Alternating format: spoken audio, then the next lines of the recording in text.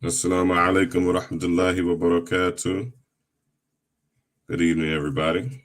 We're back with another live reading of Al-Kayfiyyah. This is the book that it is a good treatise on the differentiation of Ahlus Sunnah wal Jama'ah in the modern day sect, Al-Wahhabiyyah or the Salafiyah. Bismillahirrahmanirrahim. Inna alhamdulillah wa salatu wa salamu ala rasulillah wa ala alihi wa sahbihi ajma'een. Everybody, please like, share, and if you're on YouTube, subscribe. Support scholarship, support young Black scholarship. Not that I'm a scholar, but I am one who studies, taking precious time out of my day in life to impart some knowledge to our people, to people in general, and to our people in particularly. This is really the only place that Al-Wahhabiyya is a problem. But since it has been a problem in the Black community, it has become a thorn in the side of the Islamic community at large for a lot of different reasons. Amir Khalil, wa alaikum salam wa rahmatullahi wa barakatuh. So we're going to jump straight into the book, inshallah ta'ala. The topic today, pull it up. Make sure y'all like, share, and subscribe. Drop a comment, drop a salam alaikum. Hey, how you doing? What's going on, brother? Nice shirt you got on, brother. Anything. Let's control our own algorithms. Let's support Muslim algorithms. Let's show some vigor and some respect for us brothers. I say this all the time, and I try to say that every live stream. It takes a lot for us to put these videos together, even though they might fall short of the glory, or they might be even inadequate. At least conversation is started, and wherever the shuyukh are, they'll come out and say, this guy Abdul Kabir Muhammad is an idiot and he was incorrect, and this is the correct position. So if nothing else, I'll be able to do that for y'all. So without further ado, we're going to get into the book, and the topic is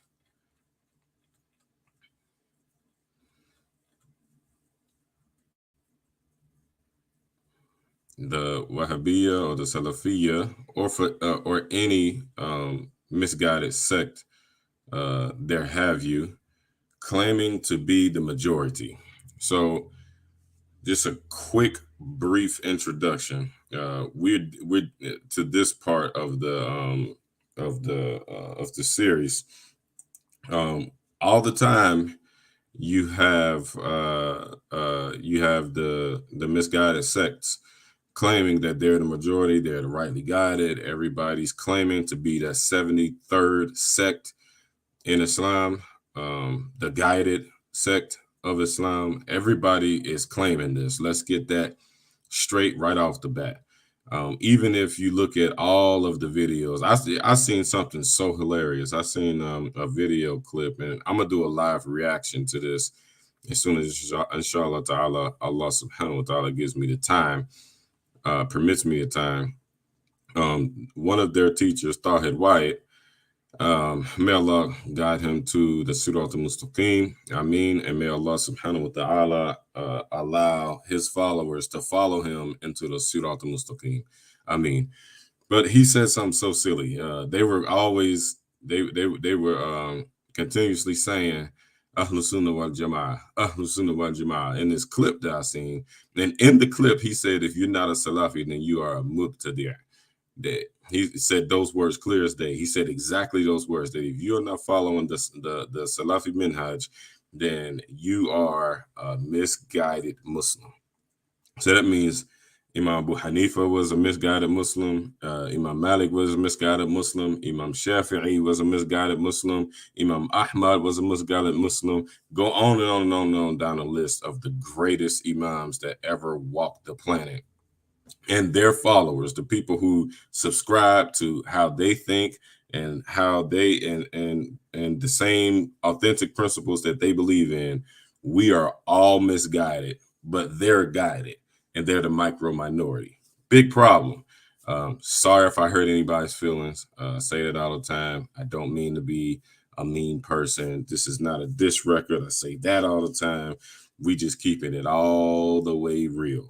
We keeping it all the way gutter. That's the only way that we can be. That's the only way that I can be. This is complete nonsense. Absolute and complete nonsense. Now, they have built a belief system, a whole entire belief system. It doesn't come from the Qur'an and the Sunnah. The interpretation of the Qur'an and the Sunnah, it's an interpretation. It's their own interpretation of what Ahlus Sunnah wal Jama'ah is, and the reality shows us and tells us that they're the micro minority. Even the Shia are have more numbers than the Salafiyah. They have more numbers. So they've tried to. They're playing. They're playing the 52 fake out. In reality, only the people in Saudi Arabia and then like a handful of people in London and then like all of Philadelphia are Salafis. There ain't no Salafis nowhere else. Maybe you got some salted into some parts of Africa or whatever, but for the most part, the probably 85 to 90% of the world is Sunni Muslim. They are either Hanafi, Maliki, Shafi'i, or Hanbali. 85 to 90% of the entire Muslim world. We have continents that follow one school of thought. We have different countries, tribes, languages, races of people who follow all one school of thought, of one of those four schools of thought. So they are the micro minority, but they're the loudest on the internet. This you can be assured. So they've been trying to flip the script because everybody, since we have the internet, everybody knows that they are the minority. So what is their defense? So at this point in the book, the brother is going to dissect their defense and show how their defense is not the interpretation of Ahlus Sunnah wal Jama'ah. And when we say Ahlus Sunnah wal Jama'ah, we mean the majority. What the Prophet ﷺ taught the Sahaba, what the Sahaba taught the Tabi'een, what the Tabi'een taught the Tabi'een, and what the Tabi'een taught the time of the Salaf. That's what Ahlus Sunnah wal Jama'ah is. It's that belief system. It's that chain of narrators, that chain of teachers and imams and people. And that's the belief that we hold to. The belief system of the modern day Wahhabis, the Salafis, it's not there. You won't find it. So they're always champion the slogan. It's just a slogan. Follow the Quran and the Sunnah according to the way of the Sahaba. They always champion this. They're always saying it. Chanting it. But when you go and actually look at the time of the Sahaba, look at the time of the Salaf, their belief system matches up with us, the Ash'aris, the Maturidis, and the Hanabila, and the four schools of thought. I ain't gonna repeat them again. So the belief system of the three schools of Aqidah, you can find that belief system in the time of the Sahaba, in the time of the Tabi'een, in the time of the Tabi'een, in the time of the Salaf. That's the golden era of Islam. Also, same too with the four schools of law, the four schools of fiqh, the Hanafis, the Malikis, the Shafi'is, the Hanbalis, everything that they believe, you can find it in that time period. You might not find their name because they play games. You might not find their name at a certain and a particular time period, but you will find an agreement of their works. Maybe there was a different madhab, but you're going to find in one point in time, you're going to find that these core principles were all the same. Did they have differences? Yes. But those differences were not a matter of belief or disbelief like they tried to play. So let's get into the breakdown and the dissecting of how they try to twist and claim that they are the majority. Bismillah. They, the Salafis / Wahhabis, distort the meaning of Jama'ah to fool others, and to consider the millions upon millions upon millions of Muslims as misguided. They say the Jama'ah can be one person. They may produce what the Prophet ﷺ said about Zayd ibn Amr ibn Nufail, that he will come on the day of judgment as his own nation. The Prophet ﷺ said this about him because he was amongst pagans who reached the correct creed, in Allah subhanahu wa ta'ala without the message, with the message of the Prophet sallallahu alaihi wasallam. However, the message of a prophet, However, he died before Muhammad sallallahu alaihi wasallam received the revelation. This does not prove the general nation will go astray.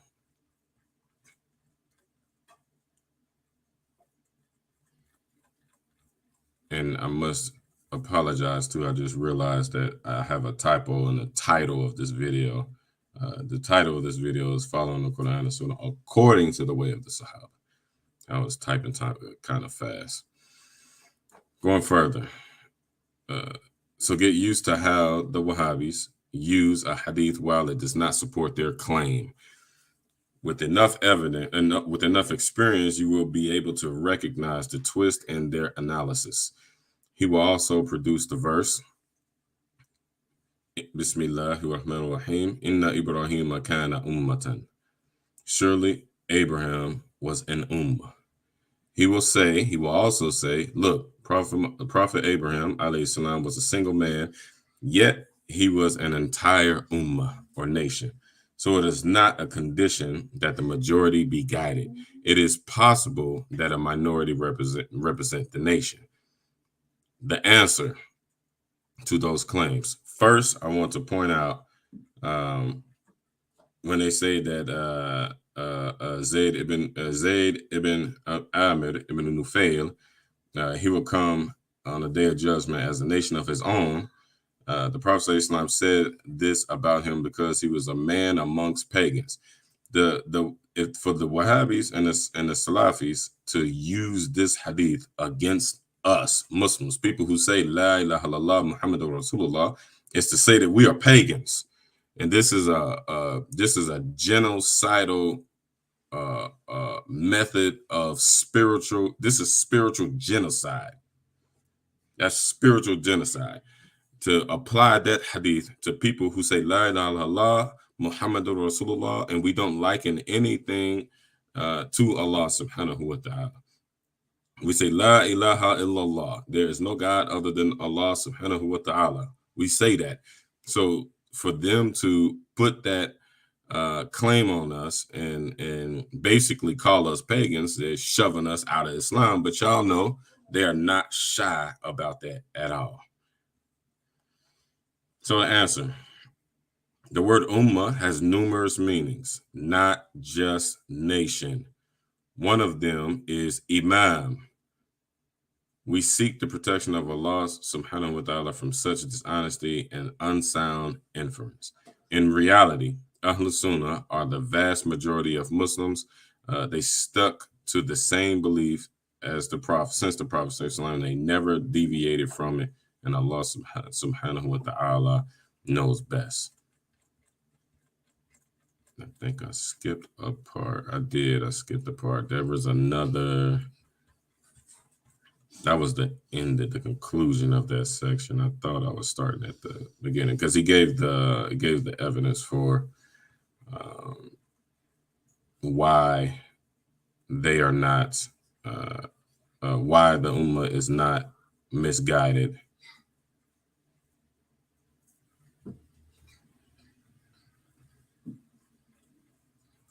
Because they say that all of the Muslims are misguided and they are the minority, which makes them the majority because they have the correct belief system. So I skipped a part. Let me go back.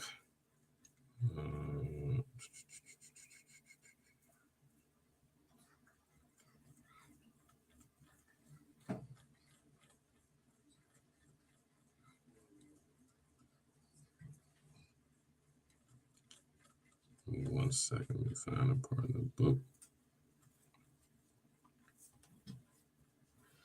So in order for their claim to be true, they have to first trick everybody into believing that the Muslims are grave worshippers. We do shirk with Allah because we follow a madhab and we follow a school of law. And we say Imam Abu Hanifa said we should pray this way. They say this is shirk. You have to obey Allah and you have to obey the messenger. So if you're obeying Abu Hanifa, you're not obeying the messenger. They say things like this. They try to trick people with their fancy YouTube videos into believing that people who say that they're Ash'ari or Maturidi and that they are Hanafi or Maliki, to make when people say that, to make us think that they're misguided. And after they deliver that to you, then they go and try to deliver the fact that, not the fact that, but the false claim that they are Ahlul Sunnah wal Jama'ah. So the majority of the Muslims are misguided, and we're going to disprove that. And they're a minority. And Ahlul Sunnah means the people who have the right mentality up against all of these people who have the wrong mentality. And we're going to prove that that's not true.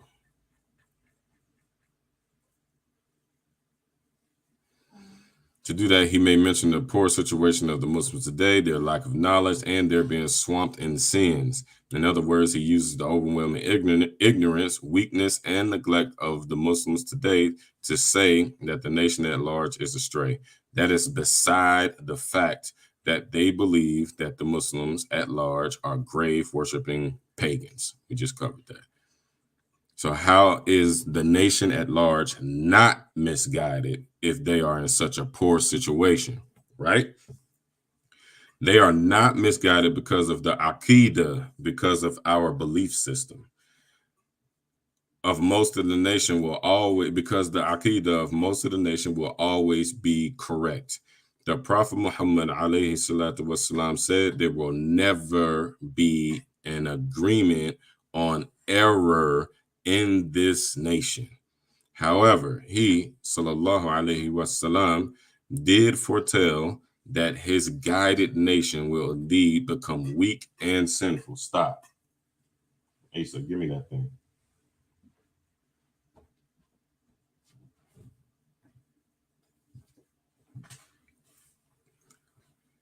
Bismillah. However, he did, sallallahu alaihi wasallam, foretell that his guided nation will indeed be weak and sinful. Among the several narrations about this is, whoever revives my sunnah upon the corruption of my nation has a reward of a martyr. This corruption is the nation does not mean, this corruption in the nation does not mean that the majority will believe in a deviant creed. Similar, or belief system. Similar is the hadith.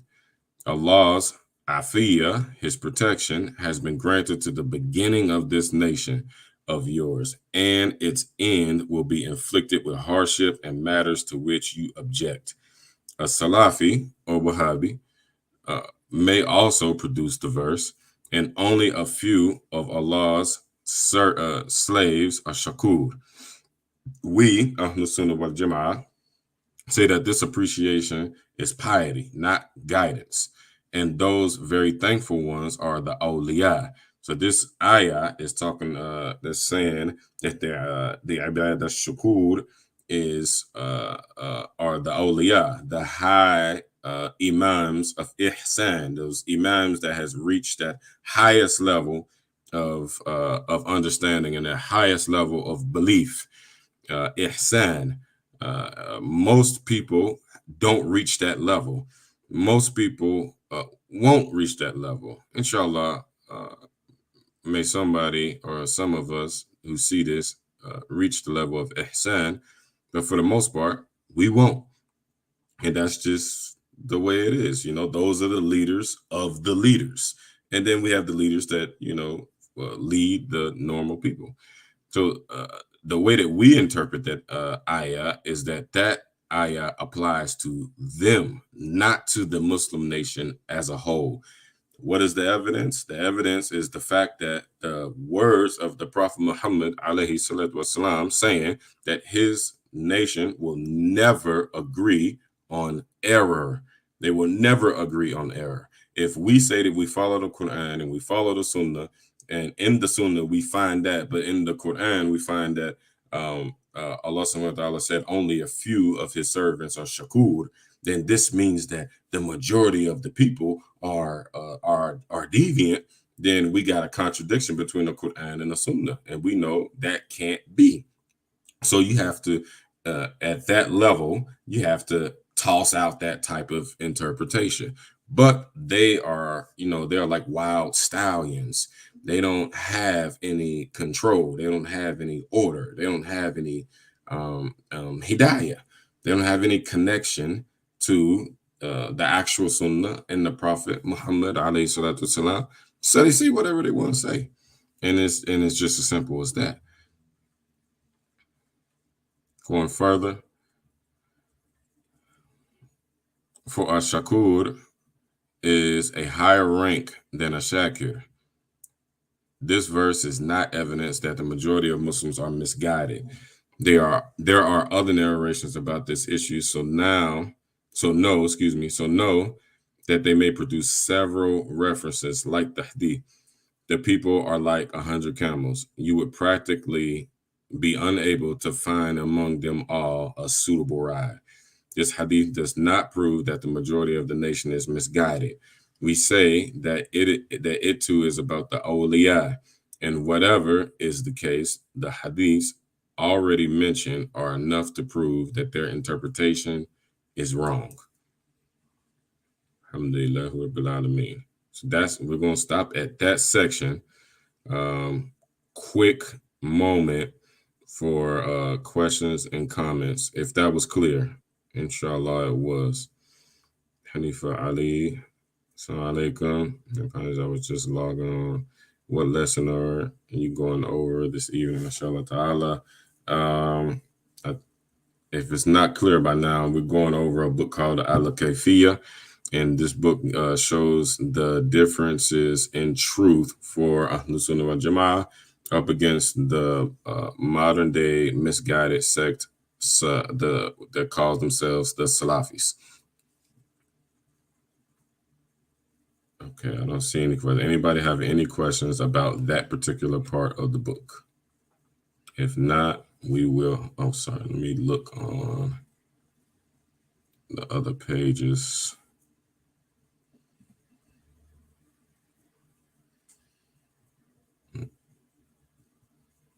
Majority of the people are. Turn off my mic. Okay. Let me look on. Okay. Let me look on. Any questions, comments, or concerns before we close up?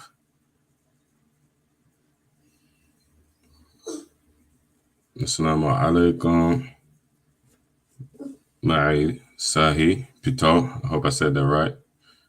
Wa iyyakum, Imam. Okay. I don't see any questions. Okay, inshallah. So before we leave, we'll pick back up, inshallah ta'ala, on this next evening. All the classes will be in the evening. We still getting with the brothers and sister who is contributing to this platform. We're still getting the schedule together. And inshallah ta'ala, Sheikh Ismail is going to be doing a series on Ihsan. We're covering Aqidah on Wednesday nights, inshallah. Wednesday nights at 7 o'clock. We're covering fiqh Friday nights at 7 o'clock, 7:30, inshallah ta'ala. And Sheikh Ismail is going to be giving us talks on Ihsan coming very soon. He's really busy with his new endeavor called the Sunnah Institute, and it's basically a base for Islamic counseling. of all sorts, from A to Z. This is the thing that's needed because we got a lot of Muslims who, nowadays it has become cool to believe in counseling. I'm one to say my counsel is my imam, which Sheikh Ismail is my imam, but I don't think there could be a better counselor. Yeah, they got like the human sciences and the psychologists and sociology studies and Harvard and all that stuff. I don't think that stuff compares to the Qur'an and the Sunnah. With that being said, with this new fad and phase of everybody saying, "Hey, you need to talk to somebody. Have you considered counseling?" Um, Honestly, in my opinion, when most of the time you know what you need to do and you know what needs to be done, you just have a hard time doing it or reconciling it within yourself. That's all I've ever seen in counseling sessions. The counselor sits there, they're listening, you tell them all your problems, and after you tell somebody all your problems, it's easy for them to just say the opposite of what you say. So I said that to say to have Islamic counseling is invaluable because now we get to mix these worldly neurosciences with Islamic sciences and with a qualified individual who's qualified in the Islamic sciences, so he can he knows what to take from the worldly sciences of sociology and psychology and vice versa. He knows what to not vice versa, but he knows what to take out of that stuff and where it would fit in Islam. Um, so yes, he just started that endeavor. It's called the Sunnah Institute. If anybody wants or needs Islamic counseling or Islamic guidance, inbox me, notify me, let me know, and we can set you up, inshallah. All of it is confidential as well. Um, so you can get set up, and I use him for counseling all the time. I've had very hard times in my life, and I've taken all of my deepest personal issues and faults in my life. I know the man personally, not just from the internet. He helped me out tremendously when I first came home from prison. I definitely needed counseling coming home from prison, jumping from that world to this world, so-called free world or whatnot. Um, yes, his advice is very, very good. He's a very understanding person, and inshallah ta'ala, we will have him soon to do a series on ihsan, that highest level. Not to reach that highest level, that's a whole talk within itself, but to give you jewels and gems from that highest level of ihsan. Um, that is invaluable, and most of the time you speak to him or he speaks to you, it'll always be from that perspective of ihsan. uh, I like to think of him as like water. Everything in this world is like burning, and you go to somebody like him, and when I talk to him, some stuff that always seems complicated, very, very complicated, and I'm mad and I'm frustrated and so on and so forth. He has already found those words that come out of the world of ihsan, that he just throw them on you. It's just like water. And it's like, oh, okay, okay. I didn't think about it like that. That's because we haven't visited ihsan. Very, very, very, very important science. All of those three things together. As we know, it is said in the Maliki school that if you have fiqh and you don't have tasawwuf, you don't have that purification of your soul, you're gonna go astray. So if you have an understanding of hadith, you have an understanding of fiqh, okay, cool, fine. That's the hardware. Now we got to get the software, and the software is the tasawwuf, or the science of ihsan, or tazkiyah, whatever words you want to put on it. I said tazkiyah because the Salafis like that word because uh, uh, uh, Ibn Taymiyyah, rahimahullah, he used that word. He didn't like the word tasawwuf for whatever reason, but he did like the word tazkiyah. So it's the same thing. So alhamdulillah, inshallah ta'ala, we are going to close up. Sister Malika, thank you so much for your unwavering support. We definitely appreciate you.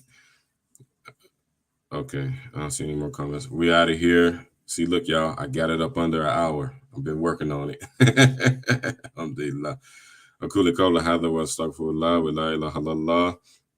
Assalamu alaikum wa rahmatullahi wa barakatuh. I forgot to take the starting interview off the thing. All right, see y'all later. Inshallah ta'ala, see y'all Wednesday for Aqidah. We're going over the book al-Buraheen, the mother of all belief. I like to call this series The Belief of the Muslims. So inshallah ta'ala, if you have time, tune in while you're cooking dinner. You just getting settled. We're going to try to keep it short and concise and to the point so that we can do our dhikr. This is dhikr. This is remembrance of Allah subhanahu wa ta'ala. And so inshallah ta'ala, y'all make dua for me. Thank you so much for the good class. Thank you so much.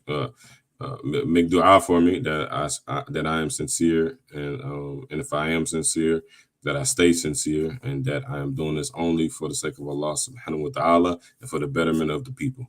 I love y'all for the sake of Allah. Assalamu alaikum wa rahmatullahi wa barakatuh.